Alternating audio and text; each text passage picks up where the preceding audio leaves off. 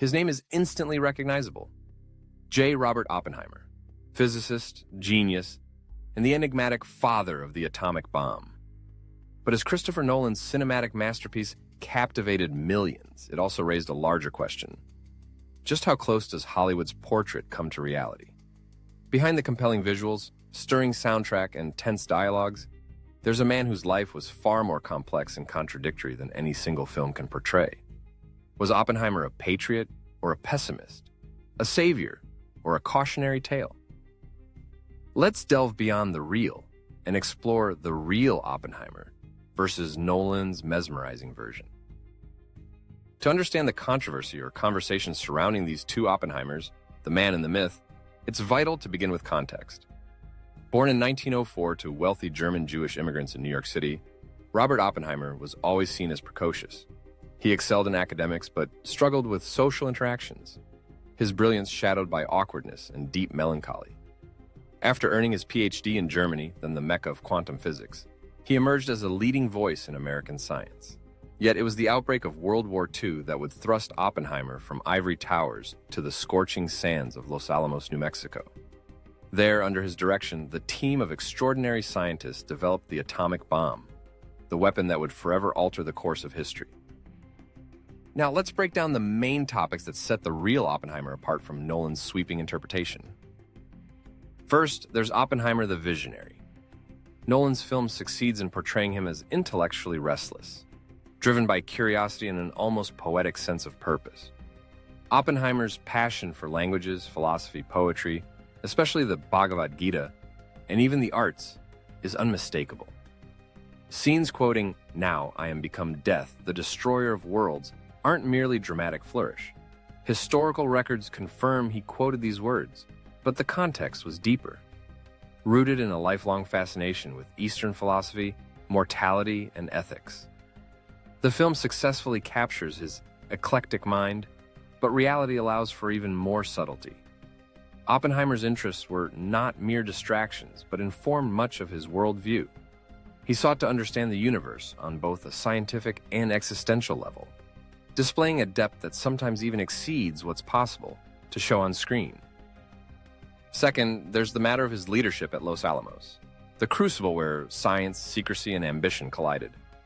Nolan's film dramatizes the pressure, urgency, and eventual success of the Manhattan Project. It illustrates the logistical, emotional, and moral hurdles Oppenheimer and his team faced.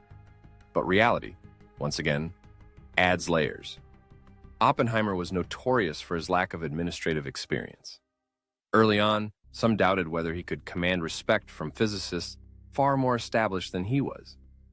Yet, by fostering collaboration and truly valuing the contributions of everyone, from Nobel laureates to lab technicians, he became the unlikely beating heart of the project.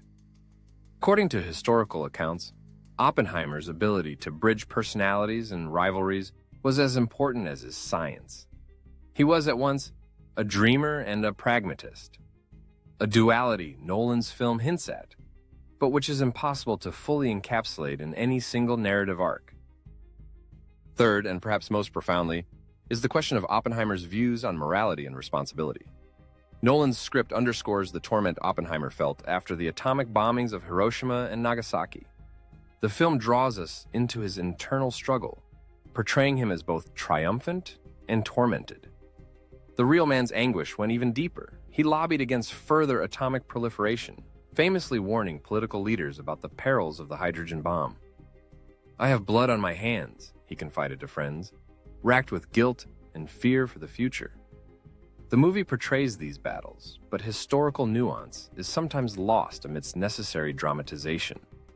Oppenheimer was not just a lonely prophet, he was a conflicted patriot, sometimes naive in his dealings with government authorities and the broader tides of the Cold War. Fourth, Nolan's film doesn't shy away from Oppenheimer's contentious political background, especially his affiliations with leftist ideologies and his friendships with communists. The real-life Oppenheimer moved among politically active circles, his wife and brother both being confirmed Communist Party members. These associations would haunt him in the post-war Red Scare, culminating in the infamous 1954 hearing that stripped him of his security clearance. The movie renders these scenes with tension and spectacle, but the true story is even more complicated, riddled with betrayals, deep loyalties, and the post-war American fear of ideological impurity. For Oppenheimer, science was international, but politics became personal, almost fatal. So where do these threads lead? After the bombs were dropped, Oppenheimer's life never returned to its pre-war rhythm. Haunted by destruction, ostracized by the establishment, and revered by younger generations, he lived the rest of his days as a symbol, a warning, and as a philosopher seeking answers amid a world he helped change. Nolan's version, while powerful and evocative, is ultimately a prism. It reflects but cannot fully contain all the colors of the real man. Stepping back, what does this comparison tell us about science, storytelling, and responsibility? In every telling, there's a tension between portraying heroes and recognizing flawed, complicated humans. Oppenheimer was both a product of genius and his moment in history, but also a cautionary figure for all who create, invent, and innovate. His story urges us to examine the cost of progress, to ask not just what we can do, but what we should do. It's easy to romanticize or demonize historical figures, but the reality is always messier. Oppenheimer carried triumph and tragedy in equal measure, a Shakespearean character amid the machinery of the modern world. His legacy endures not because he was perfect, but because he grappled so bravely, and sometimes unsuccessfully, with questions that still haunt us today. If this story has inspired you or provoked new questions, consider reading biographies like American Prometheus, listening to Oppenheimer's own interviews, or exploring the archives of the Manhattan Project. Remember, understanding history requires curiosity and the courage to see past easy answers.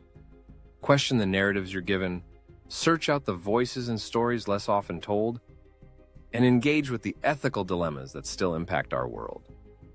We all play a role in shaping the future, so let's approach it with the same rigor, humility, and reflection that Oppenheimer himself ultimately embraced.